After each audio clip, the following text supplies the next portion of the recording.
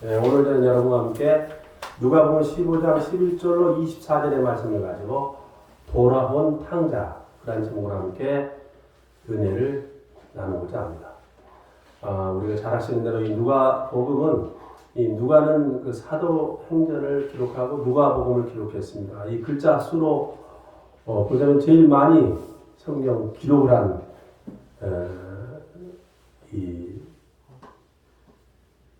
글쓴이가 바로 이 누가입니다. 사도 바울이 책 수로는 제일 많아요. 로마서, 고린도전서, 그 갈라디아서에서 빌립보서, 골로새서, 데살로니가서 쭉 이제 한 13권을 이제 바울이 썼는데 그 분량보다도 사도행전하고 누가복음을 기록한 그 복음이 더 글자 수로는 많다 이거예요. 누가는 철저하게 이 헬라의 문화적인 것에 굉장한 영향을 많이 받았어요. 그래가지고 이 헬라 문화적인 영향이 많이 이 기록 속에 잠겨져 있습니다. 우리가 잘 아시는 더 이 세상의 문화는 두 가지 문화라고 하는 것입니다. 이 문명이라고 하는데 이 헬레니즘하고 헤브라이즘 그렇게 나눌 수가 있는데 지금 이루고자 하는 이 모든 교육 방식이 다 헬레니즘 문화입니다. 헬레니즘 문화의 이 말에는 어떻게라고 하는 거야. 어떻게 우주가 생겼느냐, 어떻게 세상이 생겼느냐, 이게 어떻게 된 거냐는 그 물음에 답하는 것이 헬레니즘의 근본입니다. 헤브라이즘의 문명, 유대인들의 그 사고방식은 왜 그러느냐, 왜? 라고 하는 물음표가 있는 것입니다. 제가 이 목회 한 40년을 하면서 특별히 이 돌아온 탕자에 대한 것을 굉장히 많이 설교를 했습니다. 제가 81년도에 그 삼덕교회에서 전도사 생활을 하고 그때 월급이 한 3만 원 받았어요. 그때. 2001년이니까 40년 됐죠.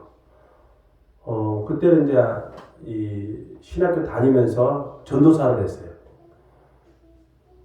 제가 신학교 다니기 전에도 고등학생 때도 그 주일학교 교사를 하면서 굉장히 헌신적으로 뭐 학생 때부터 주일학교 교사하며 어른 예배인 주일 예배, 저녁 예배, 수요 예배, 새벽 기도에 계속 나오니까 목사님이 저를 굉장히 잘 보셨나 봐요. 그리고 많이 칭찬해주고 주일학교를 맡겨주시고 그리고 81년서부터 그때 신학교 이제 2학년 때인데 그때 이제 그 교회 전도사를 하라고 그렇게 저에게 말씀하시더라고요. 근데 이제 그때부터 이제 설교도 하고 주일학교 설교, 또 학생부 설교, 청년부 설교도 하고 또 목사님 이제 외국 나가시면 뭐 성지순례 가시거나 또 다른 곳에 이제 출타 중이시면 또 대회도 설교할 때도 있었어요. 이 돌아온 탕자에 보면 둘째 아들 얘기입니다. 우리 한국의 문화 속에 보면은 특별히 이 장자 중심 또 유대인들도 장자 중심인 것 같은데 아버지 입장에서 볼 것 같으면은 아버지가 살아있을 때 장자들에게 어느 정도 재산을 물려주는데 이제 장자가 다 커가지고 어느 정도 재산이 형성이 되면은 막내 아들은 아직 재산이 형성되질 않아요. 그래서 나중에 재산을 막내에게 물려주는 그러한 것도 있었다고 하는 것입니다. 여기 볼 것 같으면 재산이라고 하는 것이 나오는데 재산을 나누어달라는 거 재산이라고 하는 것은 무슨 의미가 있냐면 우리가 노력을 해서 애를 쓰고 일을 해서 돈을 벌어서 재산 형성을 이루거든요. 근데 이 재산 형성은 뭐가 들어가냐면 거기에 피와 땀과 노력과 내 재능과 기술과 여러 가지가 들어가서 이루어놓은 것이 재산이다. 그러니까 재산 플러스 생명과 같아요. 생명. 그래서 재산 플러스 생명. 그러니까 여기서 지금 누가복음에서 15장에서 말한 제사는 뭐냐? 그것은 생명과 같은 것이다. 그래서 헬라어 성경에 이 신약은 다 헬라어로 기록되어 있거든요. 구약은 히브리어로 기록되어 있고 물론 이제 일부가 또 아람어로도 기록돼서 메시아라는 건 아람어인데 메시아 아람어 그러니까 아람어도 조금 기록되어 있는데 헬라어로 기록되어 있어요. 헬라어 성경에 보면 헬라어 성경에 재산이라는 것은 뭐냐면 비오스라고 하는 것으로 기록되어 있다고 해요. 비오스가 뭐냐면은 바로 생명이라는 거, 생명을 의미한다는 거. 그 비오스라는 말은 무엇의 어원을 그러니까 비오스의 무슨 말이 파생어가 되냐면 그것이 바이오의 파생어. 바이오는 우리가 잘 아는 대로 생명이에요. 그래서 생명공학 그러면 바이올로지, 생명공학. 그래서 21세기는 우리 인간에게 가장 중요하게 여기는 게 생명입니다. 생명. 그 생명공학에서 뭐 유전자도 나오고 유전자 편집도 나오고 뿐만 아니라 그 세포를 복사하는 거, 유전자 복사하는 거 이게 다 거기서 바이오에서 나오는 거예요. 바이오 생명공학에서. 지금은 이 전자공학 또 이제 이 페이크도 나오지만 생명공학에는 자기를 이제 늙으면 죽잖아요. 그러면 자기를 복사해 나오는 거예요. 자기를 복사해서 내가 죽고 난 다음에 다시 내가 태어나는 거예요. 똑같은 인간으로 또 사는 거예요. 그리고 또 복사를 하는 거예요. 자기 유전자를 복사하는 거예요. 그리고 또 이제 태어나는 거예요. 그런 기술까지 지금 이제 발전이 됐어요. 근데 이 생명에는 두 가지 생명이 있습니다. 이 비오스라는 생명과 물론 재산에서 이제 그 재산을 비오스라고 표현했는데 비오스라는 것도 있고 조에라는 거 있습니다. 우리 인간의 생명 여기서 말하는 육체의 생명입니다. 생물학적인 생명. 근데 이 인간에게는 육체의 생명뿐만 아니라 영의 생명이 있다는 거예요. 영적인 생명. 그 영적인 생명은 뭐냐면 종교적인 것이 포함돼요. 하나님이 있는 자, 요한일서에 볼 것 같으면 아들이 있는 자에게는 생명이 있고 아들이 없는 자에게는 생명이 없다. 그런 말이 있어요. 그러니까 아들이 누구냐? 아들이 예수 그리스도가 아들입니다. 하나님의 아들 예수 그리스도가 있는 자, 그를 믿는 자, 그를 영접한 자, 요한복음 1장 12절에 영접하는 자, 곧 그 이름을 믿는 자들에게는 하나님의 자녀가 되는 권세를 주셨으니 그렇게 말씀하셨거든요. 자, 예수 그리스도가 있는 사람은 쪼에가 있다는 거예요. 헬라어로 쪼에는 뭐라고 하죠? 영적인 생명, 진생이라고 해요. 진생. 진짜 생명. 우리 사람들의 진짜 생명은 뭐냐면은 쪼에. 영적인 생명. 예수님이 제자들 부를 때 이런 말을 했어요. 예수님 내가 주님을 따르긴 따르겠는데 내가 장사를 하게 하고 즉 부모님이 돌아가셨으니까 장사를 지내고 내가 주님을 따르겠습니다. 그런데 예수님이 뭐라고 하냐면 죽은 자는 죽은 자들로 장사를 하게 하고 너는 나를 따르라. 예수님 그런 말씀을 하셨어요. 그러니까 그 말은 뭐냐면 육체가 죽은 자를 영적으로 죽은 자들이 장사를 지내게 하고 너는 나를 따르라. 예수 안 믿으면 그냥 강시에 강시. 죽은 시체가 돌아다니는 거예요. 멀쩡하게 돌아다니는데 죽은 시체가 돌아다니는 거예요.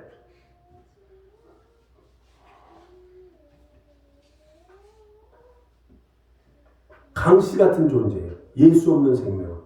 살았다고 생각하는 죽은 존재라는 거예요. 생명 없는 존재라는 거예요. 물을 떠난 고기가 살 수 없듯이 예수 떠난 생명은 살 수가 없는 거예요. 이 둘째 아들이 어떻게 했어요?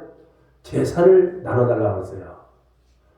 지금 우리나라 유산 잘아서 이 헤리테이지가 있잖아요. 유산이라는 건 어떻게 되냐면 상속세는 5억, 6억 정도 돼요. 6억을 제외한 나머지에 대해서 나눠가는 거예요. 배우자에게 50%, 자식에게 50%.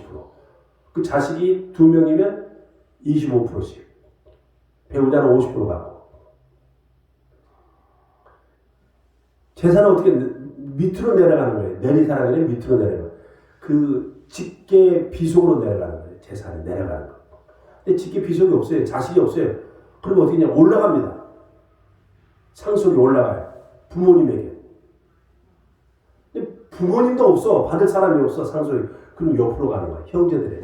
그 형제들 가는데 친형제들이 없어. 그럼 그 친형제가 없으면 몇 촌까지 가냐면 4촌까지 가요. 그러니까 빚이, 이 사람이 빚을 많이 잔뜩 지고 돌아가셨어. 근데 그 빚을 다 가지고 있다가, 문제를 가지고 있다가, 죽은 지 어떻게 돼요? 6개월 있다가, 자식도 없고, 부모도 없고, 형제도 없는데, 사촌한테 재산이 있는 사람이 있어요. 찾아보면 있을 거 아니에요. 재산의 압류를 딱 하니까. 이게 무슨 재산이냐? 이게 뭐냐? 내가 왜 재산이 압류당했냐? 그러니까. 아무개 당신 형제 사촌 중에 누가 나에게 빚을 남기고 죽었으니 자식이 없죠. 부모가 없죠. 자기 친형제도 없으니 당신 사촌이 이 빚을 갚으시오. 하고 6개월 안에 압류를 하는 거예요. 재산 달라고.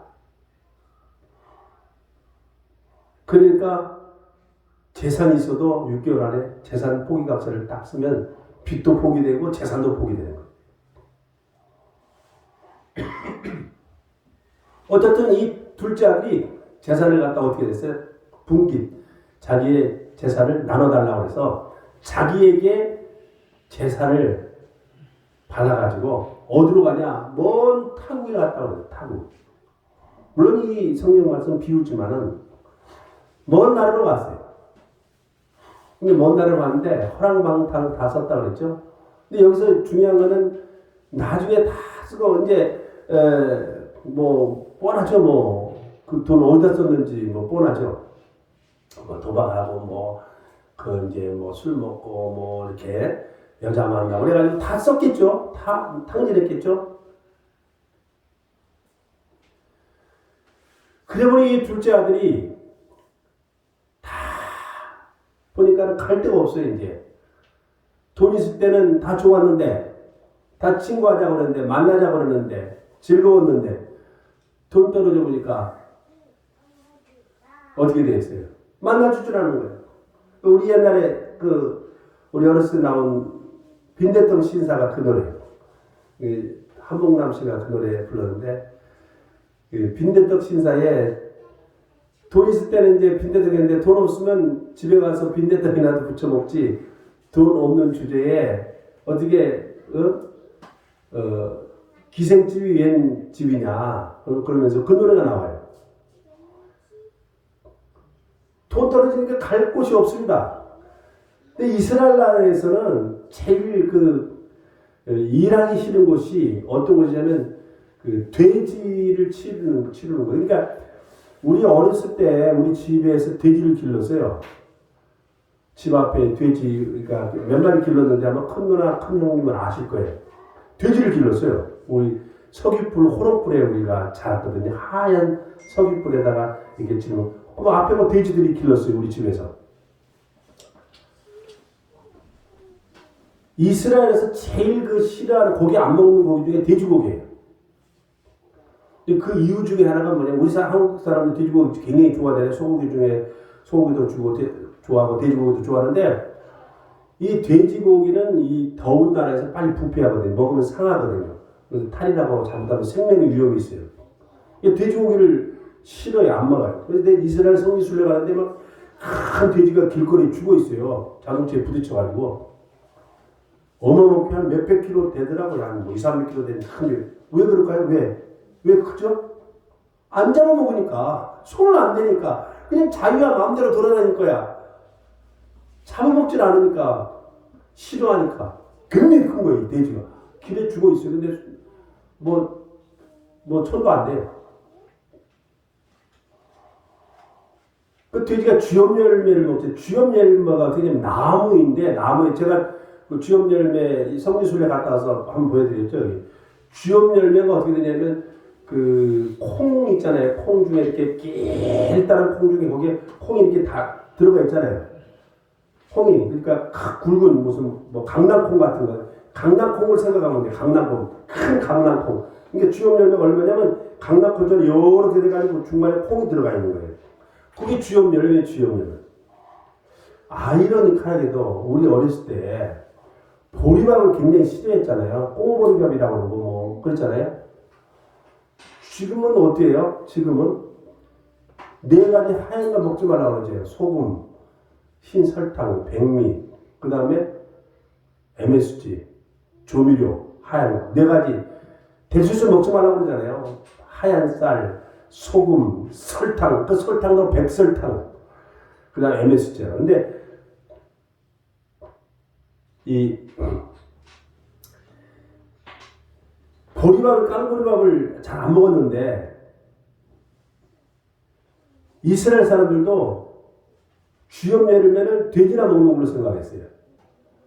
그 지금 어떻게 웰빙 식품이라 보리밥이 귀하게 여기잖아요. 소중하게 여기잖아요. 그때는 쌀밥이 귀하겠는데 지금 데릴 수 있으면 쌀밥 안 먹잖아요.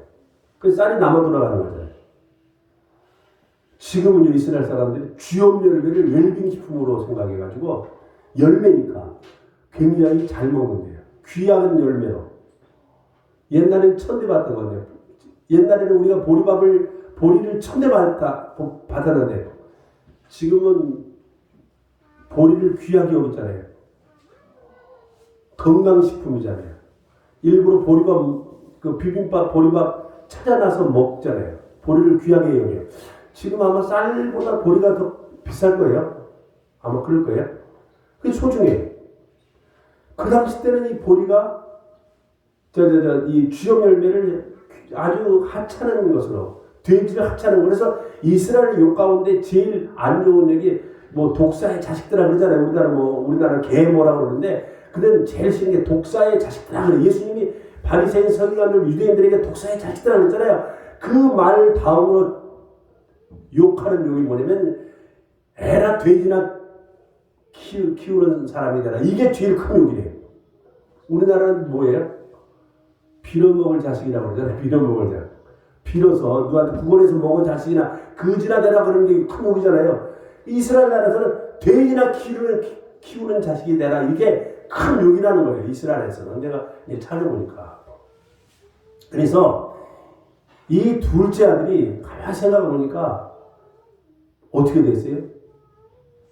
정신이 번뜩 든 거예요.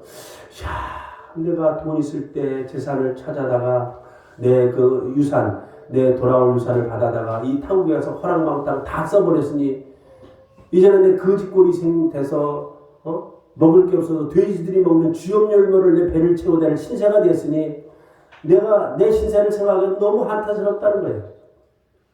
그 정신이 번뜩 들어서 어떻게 내가 집에 돌아갈 생각을 보통 사람들 집에 돌아갈 생각은 안 하거든요. 왜냐면 타향에 갔을 때는 성공해야 돼가 집으로 돌아가면 금유한양이라고 그러잖아요. 근데 이건 금유한양이 아니라 거짓골로 돌아가게 생겼으니 내가 아버지한테 명목이 없는 거예요. 명분이 안 되는 거예요. 그래서 성경이 뭐래 품꾼의 하나로 써달라고 그래요. 품꾼. 품꾼이 뭐냐면 일꾼이잖아요. 한 푼, 두 푼, 세 푼이니까 일본말로 볼 것 같으면 이렇게 일을 할 때 웃개돌이라고 게 있어요. 웃개돌이하고 일당이 있고. 그게 뭐냐면 너 이 일을 해라 그러면 어떻게 되냐면 한국 사람들은 그거를 하루 종일 일하는 거야. 천천히. 근데 웃개돌이 시키면요. 너 이거 1시간이나 2시간에 하루 종일 이 일을 해 그러면 막 피땀 흘려가지고 그냥 죽자다 보니까 한번 다 하고 가면 돼. 그냥 알아서 하는 거야. 웃개돌이는. 몽땅 이 일을 해라 그러면 그냥 일만 끝내고 가면 돼. 근데 하루 종일 하면요. 내가 러시아 모스크바 그때 소련 때 모스크바 가보니까 일하는 일꾼들이 한삼 다 푸고 또 한숨 푹 쉬고 또 한참 있다가 한삼 푹 쉬고 이렇게 일하더라고요. 왜? 그건 자기 일이 아니니까. 월급 주는 게 아니니까. 그냥 천천히 일하는 거예요. 품꾼 하나는 써달라고. 왜? 자기 집에서 일하는, 아버지의 집에서 일하는 품꾼들은 자기의 처지보다 훨씬 낫다 이거예요. 훨씬 낫다 이거예요.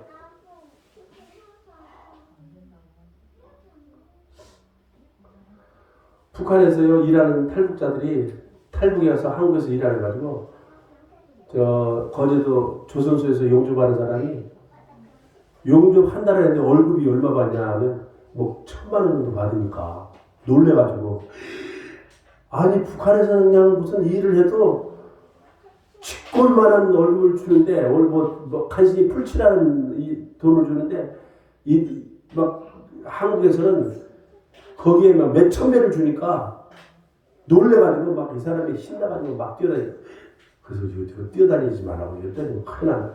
지금 대한민국에는 여러분 지금 달라진 게 보면 알 수 있어요. 길거리 다니다 보면 공사를 하잖아요. 그럼 막 복장을 쓰고 누가 있어요. 여자분이 있었죠. 뭐가 들고 있어요? 랜턴 하나 들고 있어요. 이렇게 안전용이에요. 여자분들이 안전용.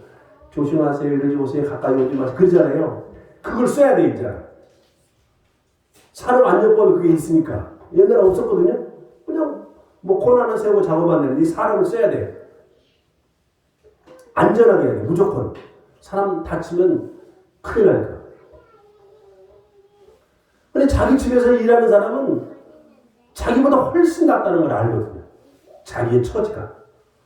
그래서 이 둘째 아들이 이제 집으로 돌아가기를 마음먹었어요.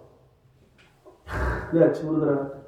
내가 이제 아들이라고 내가 생각을 안 하니까. 근데 유명한 17세기의 네덜란드 화가 중에 레므란트가 있습니다. 레므란트는 빛의 마법사라고 하는데 그의 작품이 한 200여 점인데 평생. 그 레므란트가 자화상으로도 유명해요. 자기 자화상을 많이 그리고 남의 자화상도 많이 그린 화가예요.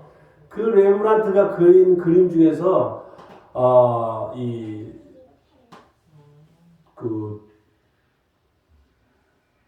돌아온 이 탕자의 귀향이라는 그 그림이 있어요. 귀향.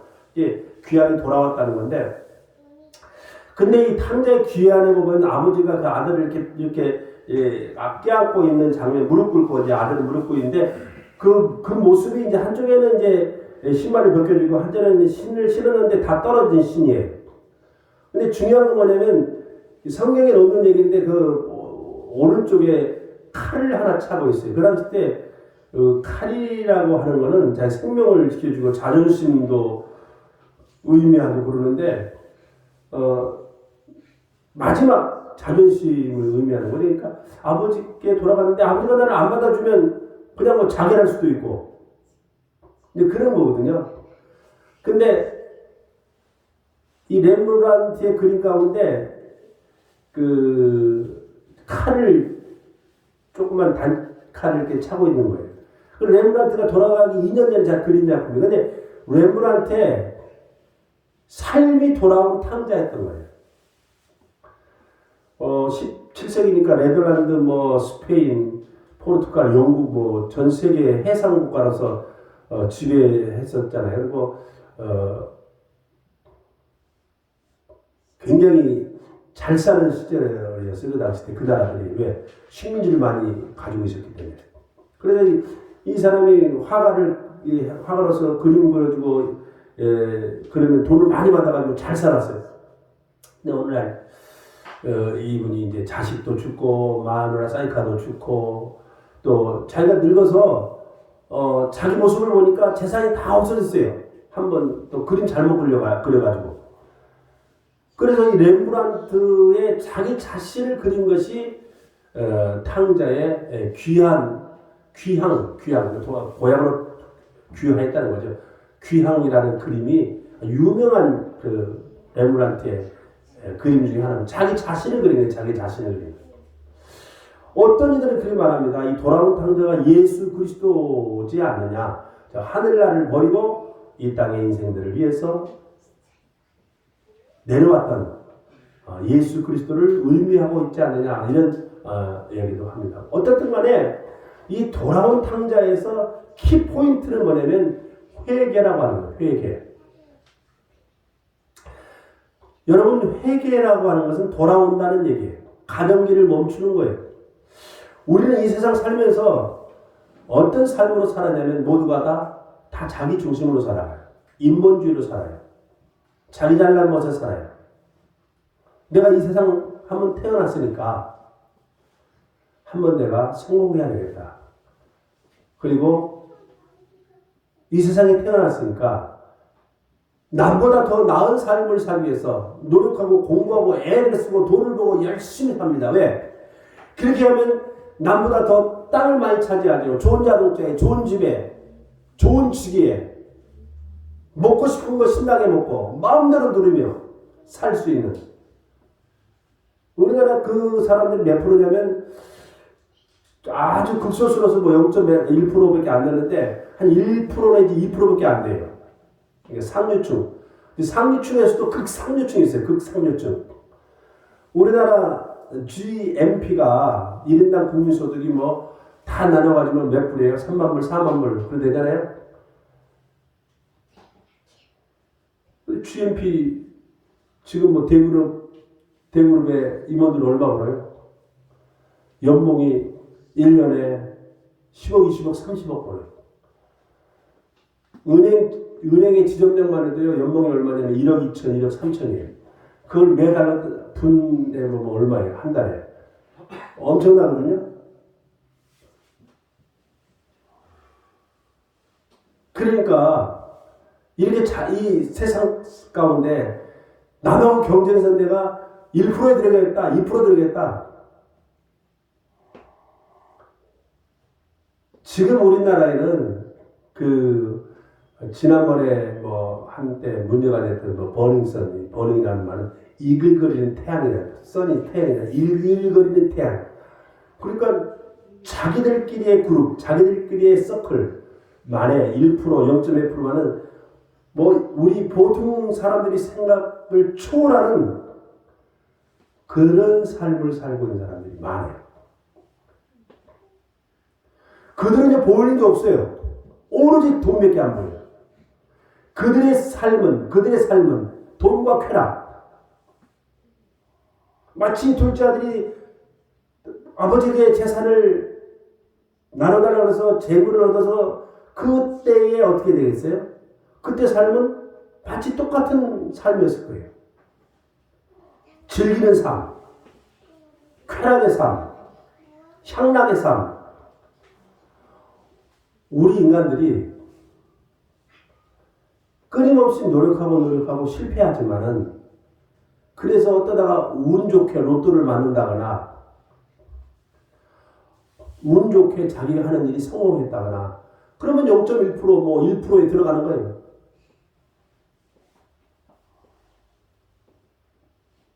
보이진 않지만 그들의 내면 속에는 향락적인 삶이 있습니다.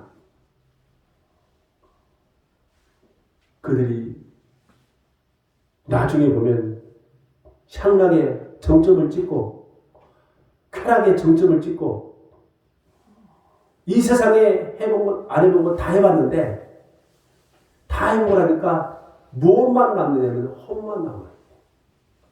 인생 무상 남아요. 우리나라 사람이 OECD 국가 중에서 자살률이 많이 높다고 그러지만 그 자살하는 이유는 여러 가지가 있겠지만 우리가 흔히 뭐 스칸디나비아만도 뭐 핀란드니 노르웨이니 뭐 덴마크니 이런 잘 사는 나라에 복지시설이 잘 돼가지고 자살률이 많았다고 그러잖아요. 그 사람들이 해볼 거 안 해볼 다 해보니까 안 해본 게 딱 하나 있어요. 죽는 거는 안 해봤어. 그래서 한번 죽어보자 해가지고 죽는 사람이 있다고 해가지고 자살률이 많은데 우리나라들이 지금 OECD 국가 중에 자살률이 제일 많잖아요. 다 해봤는데 향락의 끝, 쾌락의 끝. 이 세상에 해볼 것, 안 해볼 것 다 해봤어요. 그래 보니까 이 사람들이 뭐를 느끼냐면 허무함을 느끼는 거예요. 여러분, 우리는 인간은 마지막으로 어디를 돌아가냐면 귀향이 되냐면 주께로 돌아가는 거예요. 하나님께로 돌아가는 것이 인간의 마지막 정점이에요. 미국의 이민생활 중에 어느 장로님이 신앙생활 잘하고 믿음생활 잘하고 정말 또 교회 봉사활동도 많고 돈도 있고 그래가지고 목사님한테 잘하고 그런 장로님이 계셨다고 해요. 근데 건강검진을 받았는데 의사가 당신은 3개월밖에 못 산다는 거예요. 지금 갑자기. 그러니 어떻게 돼요? 하늘이 무너지죠. 근데 병원에 입원돼 있는데 교인이 가서 일하고 목사님이 일하고 근데 입을 열지 않고 가만히 있는 거예요. 장로님이 찬송가 부르고 찬송도 안 부리고 설교에도 듣지도 않고 그러는 거예요. 그 장로님이 목사님이 가서 얘기를 해도 듣질 않는 거예요. 나중에 이제 이 장로님이 마지막으로 목사님 가서 권면했는데 내가 예수가 뭐가 다 귀찮사 하고 딱 뒤로 넘어지는데 돌아가셨어요.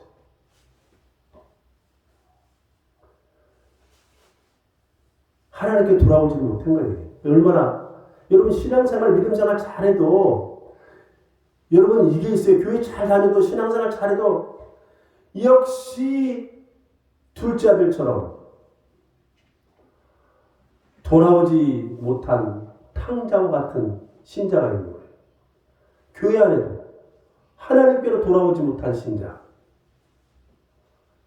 믿음생활을 한다고 하지만 제가 그 천주교인들을 가끔 만났는데 그들이 뭐라고 하죠? 아 목사님 저도 옛날에 교회 다녔어요. 나 옛날에 어느 교회 다니고 교회 다녔대요. 교회 다니다가 이런 일 저런 일 실망한 일도 있고 기분 나쁜 일도 있고 누가 뭐 싸우거나 뭐 해가지고 뭐 돈 빌렸는데 못 받다거나 뭐 별일이 다 있겠죠. 그러다가 기분 나쁘고 뭐 이러니까 이제 뭐 교회 떠나가지고 또 뭐 안 믿기는 좀 찜찜하고 좀 이상해 그러니까 아예 뭐 안 다녀가지고 천주교나 다니겠다 부교나 다니겠다 뭐 성당이나 다니겠다 이제 그걸 간 거예요. 가보니까 분위기 다르고 이상하고 틀리거든요. 뭐 어차피 믿는 건 다 비슷하고 거기서 거긴데 모르고 이제 다닌 거예요.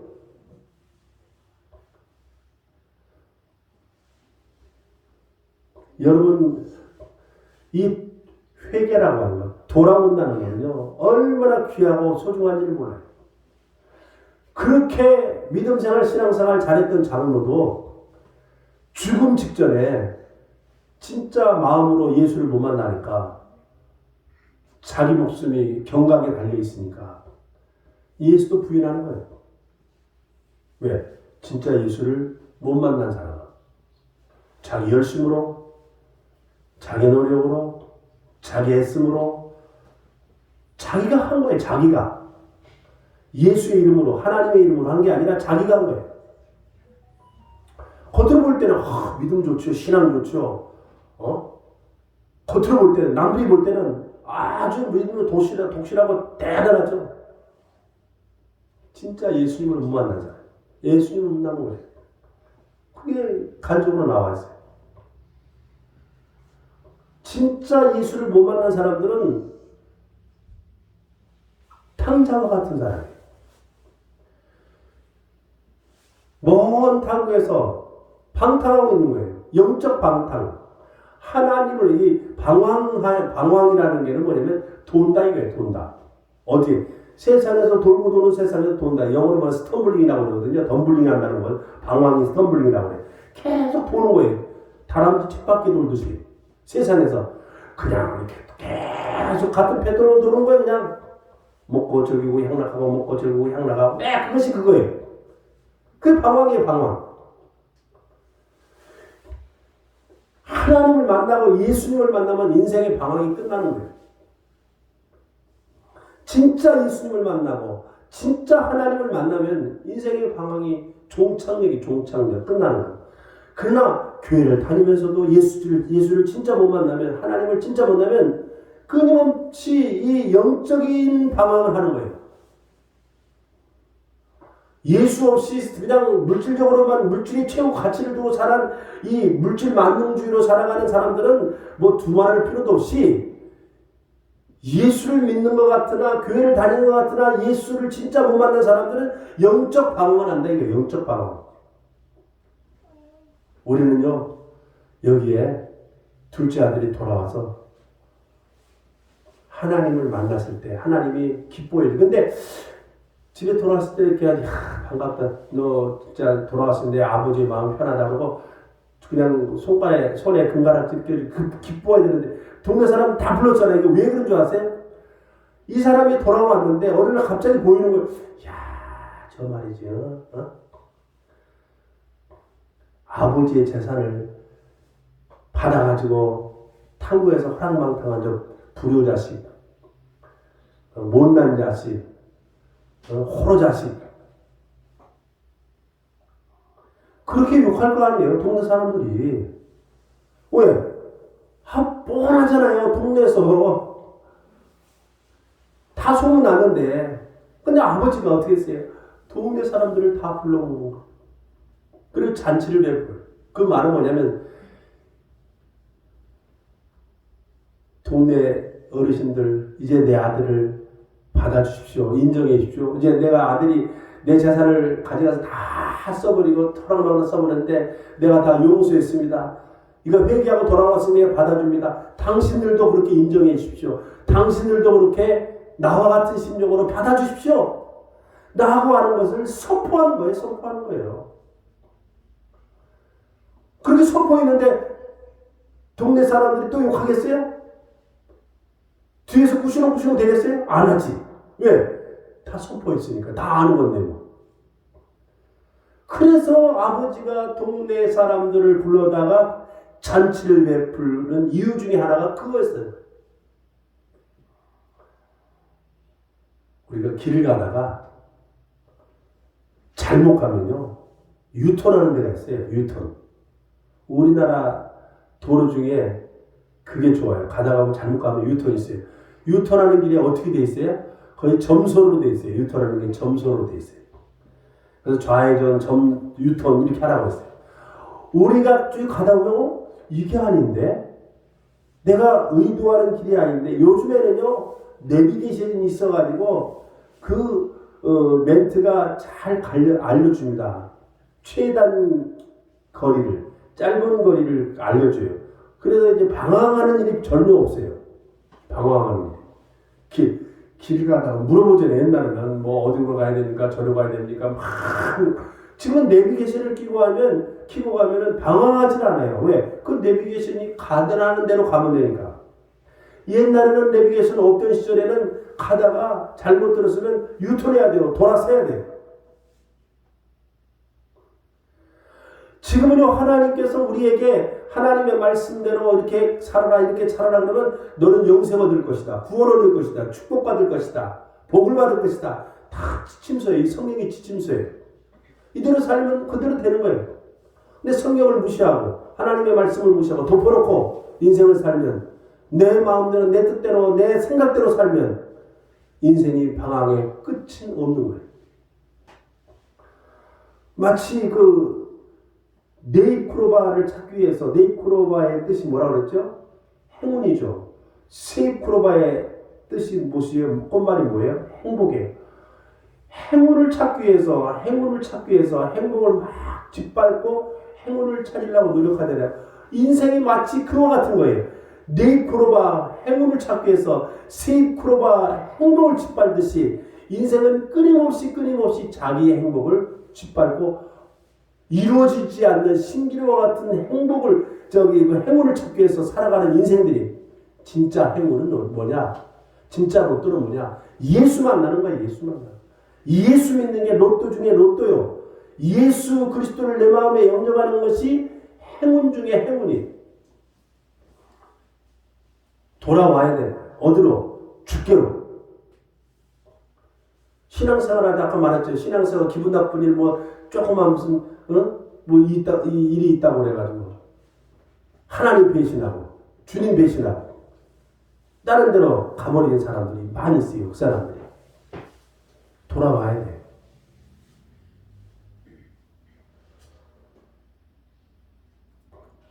전라남도 회남 출신인데 홍세민이 돌아가셨어요. 근데 그 형도 스님이고 결혼식 때 보면 다 스님들이 그냥 막 잔뜩 있어요. 사진도 찍은 그거 봤는데 그분이 나중에 예수를 잘 믿고 그 아들이 이제 목사인데 71살에 50년 전에 돌아가셨어요. 한 달 전에. 근데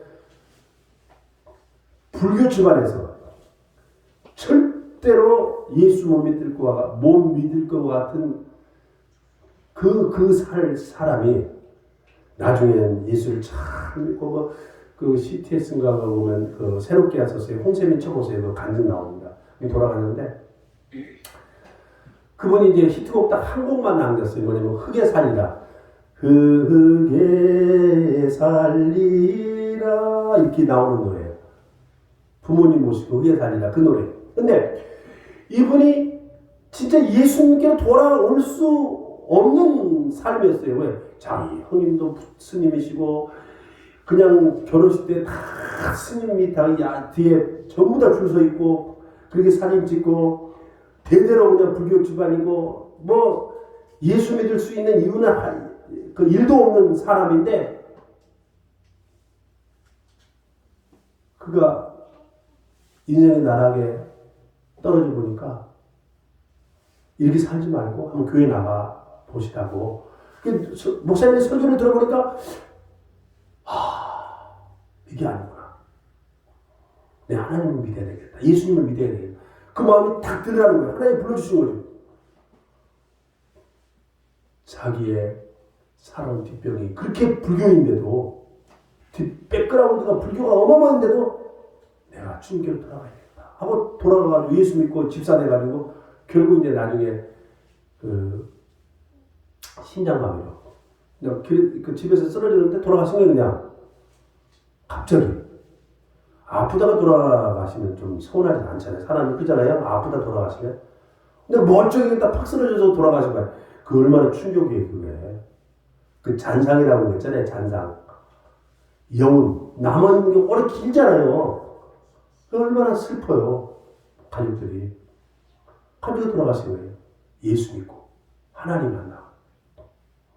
여러분, 우리는요, 아직 돌아오지 않은 사람이 많이 있는데, 교회 안에 돌아오지 못하는 탕자가 있다. 영적으로.